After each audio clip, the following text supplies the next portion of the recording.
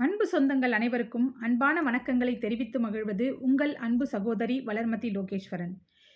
இந்தியாவினுடைய சக்தியே இளைஞர்கள்தான் என்று கூறி இந்திய இளைஞர்களின் உள்ளங்களில் நீங்கா இடம் பிடித்த இடும்பைக்கு இடும்பை படுப்பர் இடும்பைக்கு இடும்பை படாதவர் என்ற வள்ளுவனின் வாக்கிற்கிணங்க வாழ்ந்து காட்டி துன்பத்திற்கே துன்பம் கொடுத்து உலக அரங்கில் இந்தியாவை தலைநிமிர வைத்த நம் கனவு நாயகன் கலாம் ஐயா அவர்களை பற்றி உங்கள் முன் உரையாற்றுவதில் எனக்கு பெரும் மகிழ்ச்சி.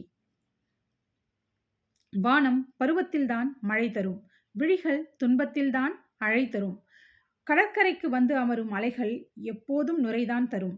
1931 அக்டோபர் 15 அன்று மட்டும் ராமேஸ்வரம் கடற்கரை ஒரு வளர்ப்பிறையை தந்தது நம் தமிழ்நாட்டிற்கு.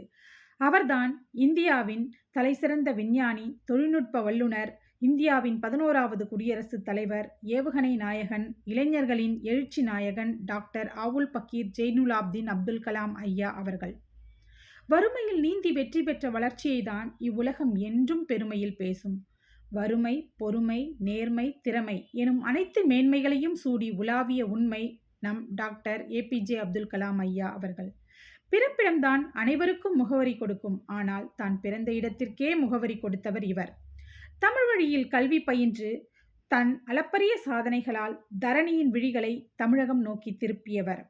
மாணவர்களின் விரக்தியை போக்க கனவு புரட்சி விதைத்தவர். சாதனை நாயகனாக விளங்கிய போதிலும் சாதாரண மனிதனாகவே வாழ்ந்தவர். ஒருமுறை கவிப்பேரரசு வைரமுத்து அவர்கள் கலாம் ஐயா அவர்களை சந்தித்த பொழுது தான் கண்டு வியந்த நிகழ்வாக ஒன்றை பதிவிட்டுள்ளார் இப்படியாக: குடியரசுத் தலைவர் மாளிகையில் அவரை பார்ப்பதற்கு நேரம் கேட்டிருந்தேன், கொடுத்தார். உள்ளே சென்றேன். காவலர் ஒருவர் என்னை உடன் அழைத்து சென்றார். அங்கே ஒரு தனி இருக்கையில் கலாம் ஐயா அமர்ந்திருந்தார். என்னை பார்த்ததும் மரியாதை நிமித்தமாக எழுந்தார். நான் பொன்னாடை போர்த்தலாமா என்று காவலரிடம் அனுமதி கேட்டேன். நான் கேட்ட அனுமதிக்கு அவர் தலையசைக்கவில்லை. இதை கண்டு கொண்டிருந்த கலாம் ஐயா அவர்கள், நீங்கள் போர்த்துங்கள், நான் ஏற்றுக்கொள்கிறேன் என்று பணிவுடன் கூறினார். நானும் மகிழ்ச்சியோடு பொன்னாடை போர்த்தினேன். காவலருக்கு விடை கொடுத்தார். நான் ஒரு தனி சோஃபாவில் அமர்த்தப்பட்டிருந்தேன். காவலர் அங்கிருந்து சென்றவுடன் அவர் தன் இருக்கையிலிருந்து எழுந்து வந்து எனக்கு அருகில் மிச்சமுள்ள இடத்தில் அமர்ந்து கொண்டார். நான் வியந்து போனேன். அடுத்த நூற்றாண்டில் இப்படி ஒரு மாமனிதர் வாழ்ந்துவிட்டு சென்றிருக்கிறார் என்ற உண்மையை நம் எதிர்கால சமூகத்தினர், அதாவது இளைய தலைமுறையினர் நம்ப முடியாத வாழ்க்கையை வாழ்ந்துவிட்டு சென்றிருக்கிறார் என்று மிக உருக்கமாக பதிவிட்டிருந்தார். ஆம் நண்பர்களே, இவர் தம் இளம் வயதில் கல்லூரி கல்வியை முடித்த கையோடு தன் விமான ஆய்வில் சேர்ந்த நாளிலிருந்து உயிர் பிரியும் வரை ஒரு நிமிடத்தை கூட வீணடிக்காமல் நம் நாட்டிற்காக கடுமையாக உழைத்தார். இவர் விஞ்ஞானத்தில் மட்டும் கவனம் செலுத்தாமல் நம் நாட்டின் வளர்ச்சிக்காக தன்னையே அர்ப்பணித்தார்.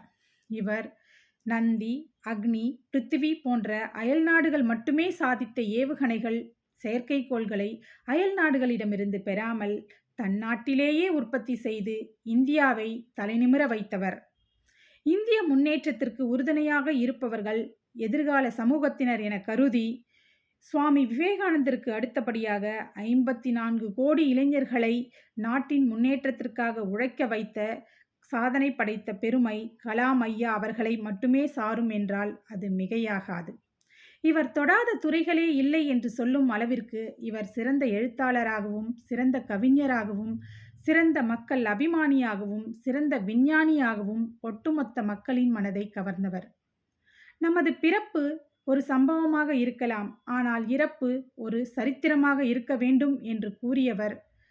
வாழக்கூடிய கிரகம் பூமி என்ற தலைப்பில் மாணவர் மத்தியில் உரையாற்ற சென்ற நற்குண நாயகனான கலாம் ஐயா அவர்களை காலன் அழைத்து கொண்ட செய்தியை கேட்டு இந்திய மக்களின் இதயம் நின்றே போனது. இவரது இறப்பை கேட்டு அழாத உள்ளங்களே இல்லை என்று சொல்லலாம். இவர் திரைப்பட நடிகரும் இல்லை, அரசியல்வாதியும் இல்லை. மிகச்சிறந்த மக்களின் மனதை கவர்ந்த உயர்ந்த மாமேதை, மாமனிதன் கலாம் ஐயா அவர்கள் என்றால் அது மிகையாகாது. கனவு காணுங்கள், உங்களால் முடியும்.